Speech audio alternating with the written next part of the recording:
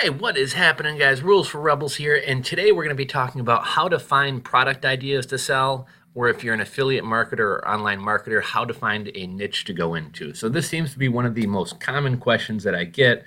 I have made a lot of videos where I've touched on this, but this video is going to be pretty much specifically dedicated to helping you come up with ideas of how to think about products, how to brainstorm product ideas, etc. So I put together a Reddit post last week. I'll kind of use this as a guide for this discussion just to kind of keep me on track. I was kind of surprised. I expected to get a lot of karma, a lot of upvotes, and I only got one. So if any of you guys are Redditors, I'll drop a comment or I'll drop the link to the post in the description box below. Feel free to give me a thumbs up if you enjoy the content. Same thing on the YouTube video. But let's get right into this. So like I said, everybody's looking for how do I think of product ideas and things like that. And I'm interested in a lot of things. I have a lot of hobbies. I spend a lot of time online keeping up with trends and things like that. So that's one way that I come up with a lot of ideas.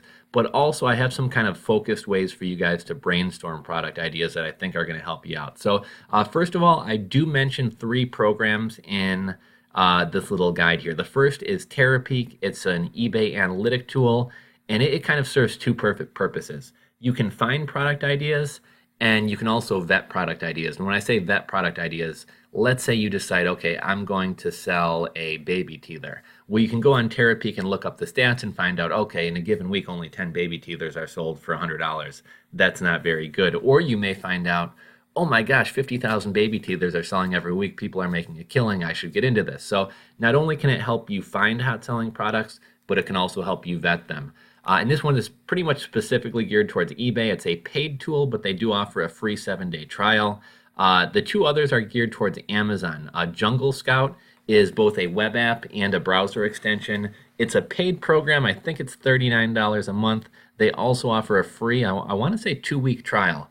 And then the last program is Unicorn Smasher. Unicorn Smasher is completely free. It's a Chrome browser extension, and I'll take you guys over and give you guys a quick, actually I didn't mean to take you to Unicorn Smasher. I'll give you guys a quick look at Unicorn Smasher and what it does. So if you see this browser icon right there, that's Unicorn Smasher. Let's type in baby teether. Okay, so we pull up all the baby teethers. We'll let this load. I hit the Unicorn Smasher button. Let's refresh. Yeah, for some reason, Unicorn Smasher has been glitching up on me. It normally will show the category, the rank, the estimated sales revenue. For whatever reason, it's not working for me today. I tried shooting this video earlier and it wasn't working. But normally, this is a good program. I don't want to hold you guys up trying to get it to work. But normally, you just have to like restart Amazon or clear your cookies and things will work fine. But yeah, that's a free program. My favorite is Terapeak because it can both help you find products and also help you vet those products. But these are 3 programs which after you find a product idea are great places to go and like check the sales stats. So before we get into like how do you brainstorm ideas, how do you come up with ideas, I wanted to touch on kind of 2 different strategies of selling. The first is selling random products. The second is sticking within a niche. So when it comes to selling on eBay and Amazon, most people fall into one of these 2 camps. Selling random products would be, one of my products is a spatula, another one is a hoverboard charger, another one is a tactical pen. These are just kind of random products that I found that sell well. They don't really go together in any way, though. So what I mean is the person who's going to buy a kitchen spatula probably isn't going to buy a hoverboard charger. The person who's going to buy a tactical pen probably isn't going to buy a kitchen spatula. There's nothing wrong with this strategy. You can make money with this strategy. I do think random may be a good way to start out if you can't find a niche that you really love to settle into. The second camp of people, though, stick within a niche. So somebody who sticks within a niche may decide, okay, I want to focus on like outdoors, camping, tactical type stuff. And they may bring it down even further and say, okay, I want to focus on like tactical goods. So paracord bracelets, water filtration straws, tactical pens, tactical messenger bags, and that's what they would sell. Somebody else who wanted to get into a niche like the kitchen or cooking niche, their first product may be a spatula, then it may be a mixing bowl, then it may be a whisk. And there are some benefits to sticking within a niche. So one of those benefits would be that niches tend to have higher margins on like specialty or niche items. There tends to be less competition. And then another thing is I find that you have an easier time getting recurring buyers. What I mean by that is, like I said, the person who buys a kitchen spatula isn't going to buy the hoverboard, but the person who buys a water filtration straw from you may buy a hammock, may buy a tent, may buy a tactical messenger bag, may buy a pair of hiking boots, because those interests kind of align with their interests and are kind of similar things.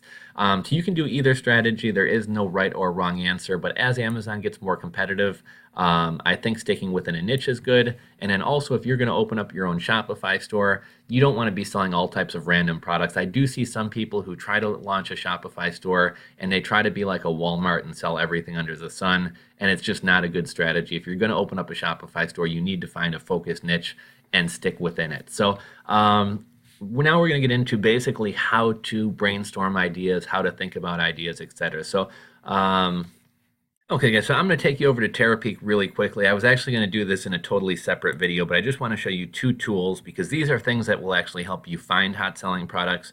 One is category research. We can go over here and you'll see basically we have a color key. So red is very hot selling, blue is a little less, yellow is a little less, going down to gray is the worst. Now we can look at every category on eBay and we can see for sporting goods, hunting is a really popular area. For health and beauty, vitamins and dietary supplements, computers and laptops are really hot within the computer niche. If we click hunting, it's going to take us to this page and we can see kind of the subcategories of hunting. So pistol parts are really hot, folding blade knives, body armor and protective plates, chest rigs and tactical vests. Let's say, we want to see pistol parts. So we'll click that. And now we can kind of see a list of parts that are selling well. We can see whether they sold. We can see the format, whether it was an auction or a store. We can see the start price and the end price. And here we can see the housing for a World War II 1911 Colt pistol wound up selling for $100. So this is one tool that we can use to kind of get some ideas of hot selling products. Another one is the actual hot research tool. And I will make a video dedicated to just this, showing this off to you guys. But here's basically the overall general hot selling. We can sort it by very hot and see like the super hot, very hot, hot, etc. We can also sort by sell-through rate. So we can see the items that have the highest sell-through rate. The sell-through rate obviously means that if 100 acrylic nail powders are sold or are listed and 100 sell, we have 100% sell-through rate. In this case, if 100 were listed, 93 sold, which gives us a 93% sell-through rate. So all types of way you can sort the data here. This is a great way to just kind of browse around. Let's see what's hot right now. Styling capes and gowns, magnets. A lot of times it's weird, like industrial stuff, fuses and fuse holders, golf clubs, model cars, gift cards, creams and oils,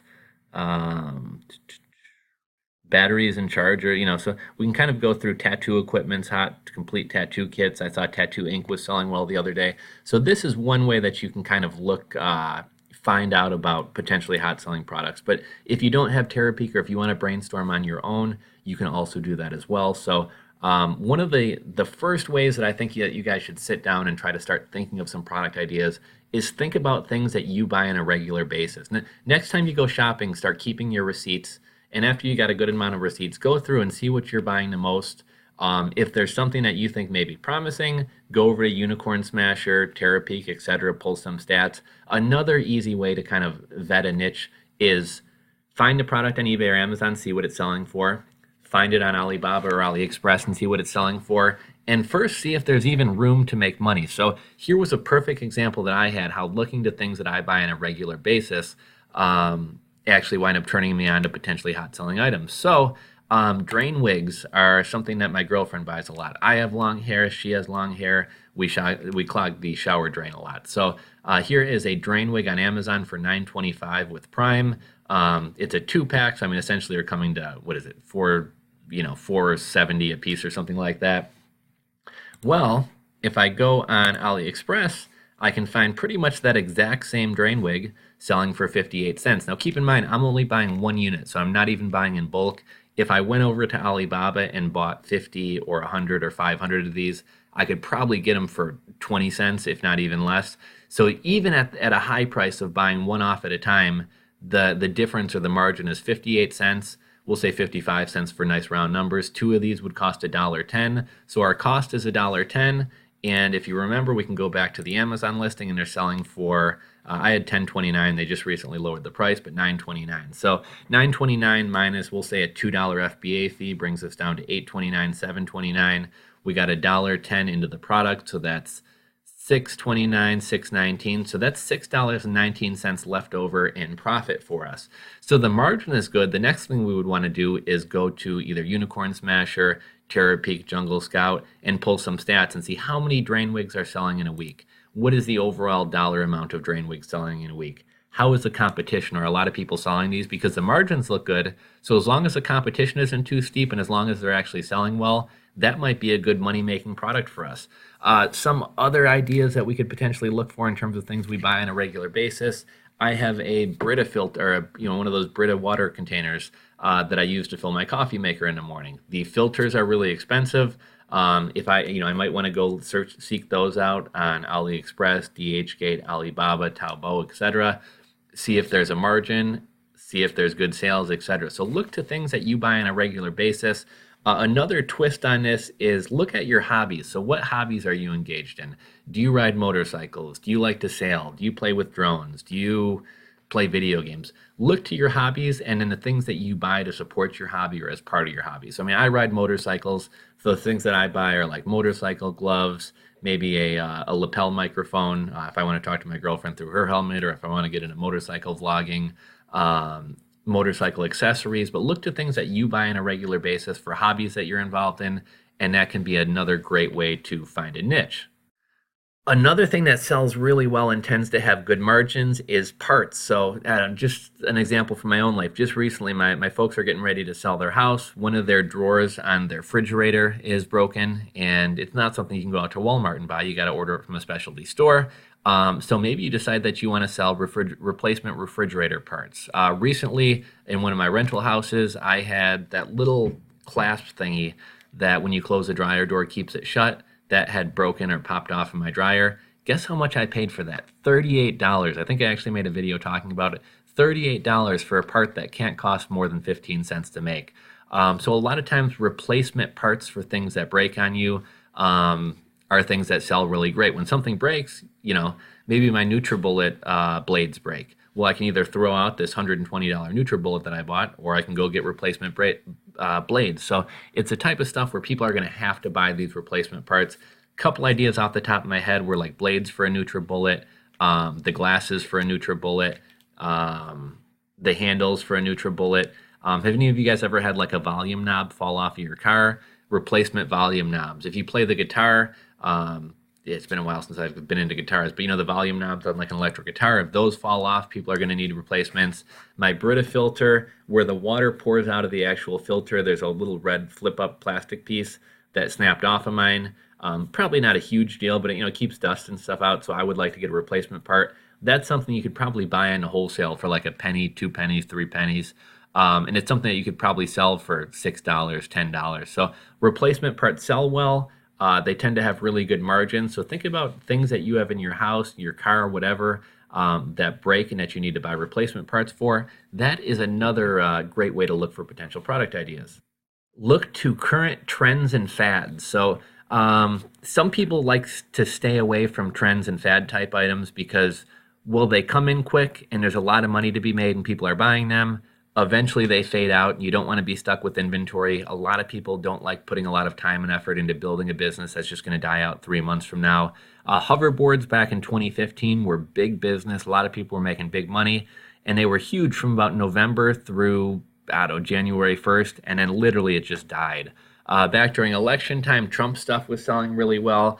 Trump coffee mugs, Trump stickers, Trump bumper stickers, signs, etc., either pro-Trump or against Trump. Here recently, when the Nintendo NES Classic system came out, they only gave you one controller. And most people with kids, obviously the kids are both going to want to play. They're going to be fighting over controllers. So replacement controllers for the Nintendos were a huge seller for a couple weeks. But then everybody who had, they didn't make that many of them. So everybody who had an NES Classic wound up getting a controller, and then sales kind of died out. Another thing that sold really well were the controller extensions. I thought it was kind of funny, back when we were kids and everybody had 13-inch TVs or 17-inch TVs. You could sit right in front of the TV and play Nintendo. Well, what was kind of funny now, when they put out the NES Classic, they only wound up giving you like a 2 or 3 foot cord. And now that everybody's got, 38, 40, 50, 60-inch TVs, nobody wants to sit right up on the TV and play Nintendo. So they made like 6 foot or 10 foot controller extensions so you could actually sit on the couch and play. Those were a hot seller, but these are all products that come and go pretty fastly. So, it could be a hot selling electronic or item like that. It could be some new little toy. I know Squirmels were hot for a while. It could be like Trump type stuff. If I know the Trump administration is talking about cracking down on recreational marijuana. Boo Trump for that. But I notice a lot of people are being very fervent about like, give us our freedom. We want weed, da da da. And so that may be a movement. Do T-shirts like legalize it. Don't take away our free.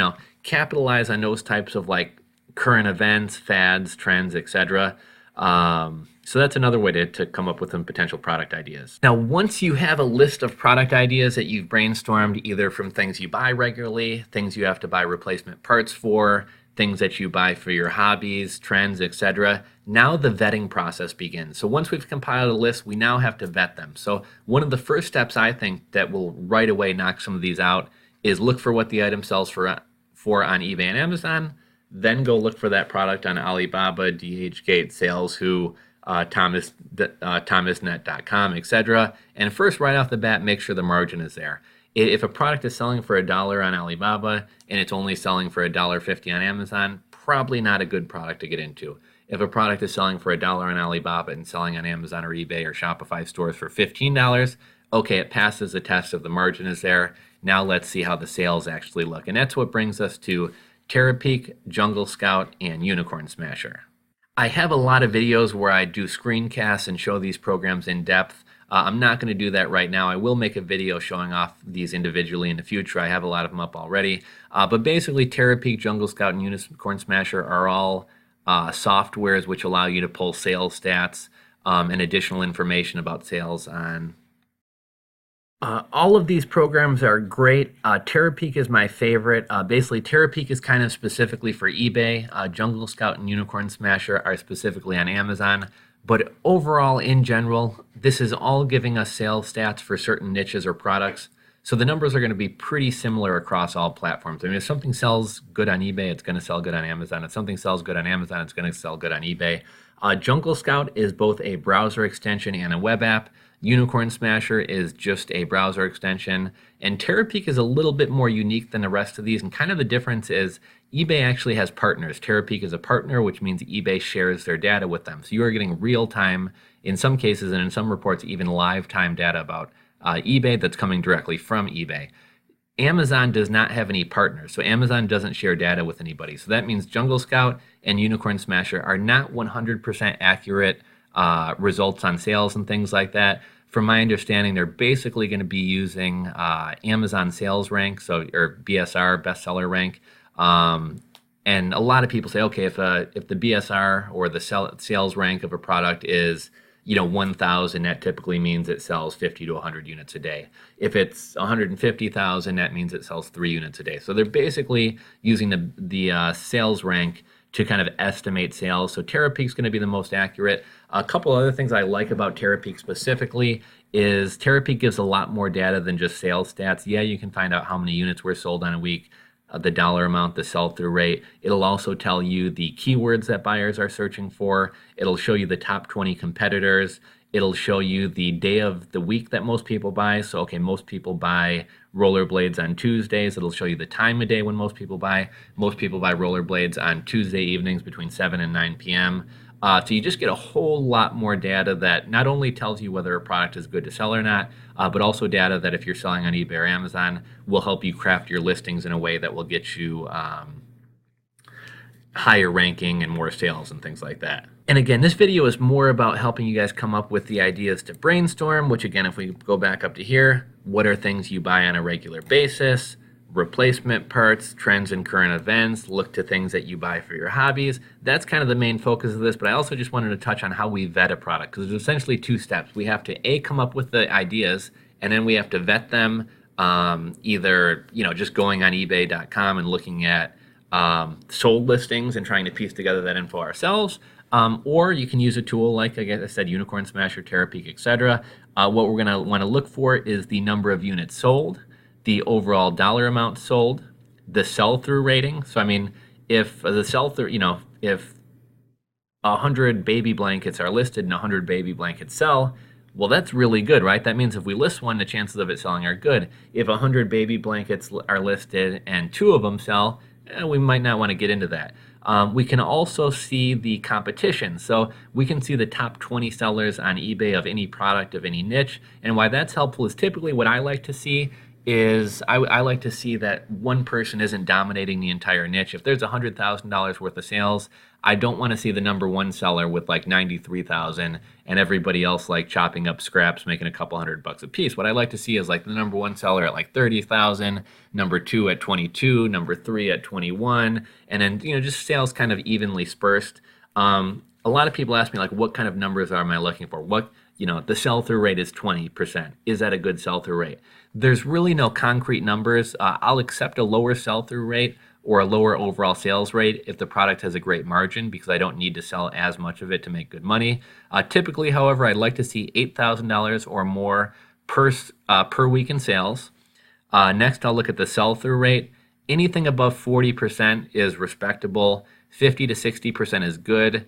80% and above is better. And if something's 90% or above, that tells me that there's not enough people selling that product on eBay, because if there were, it would drop down the sales rank. So that means there's a lot of demand and not a lot of supply, and that would indicate to me that's a product that I want to get into. 90%. Let's see. Lastly, I look at competition. With Terapeak, we can look at the eBay competition. I kind of discussed how I don't like to see one person dominating. In the case of Amazon, again, not that you have to follow this to a T, but I generally like to see at least 3 listings on the first page with under 60, maybe under 100 feedback. If everybody on the first page of Amazon has like 15,000 reviews or feedbacks or whatever, you're probably not going to be able to make a dent. If there are at least 3 products on the first page of your Amazon search that have less than 100, ideally less than 60 feedbacks, okay, that's something where you could pretty easily break into it and catch up to them pretty quickly. And I said in the case of eBay, I'm looking for the top 20 sellers to see sales kind of evenly split.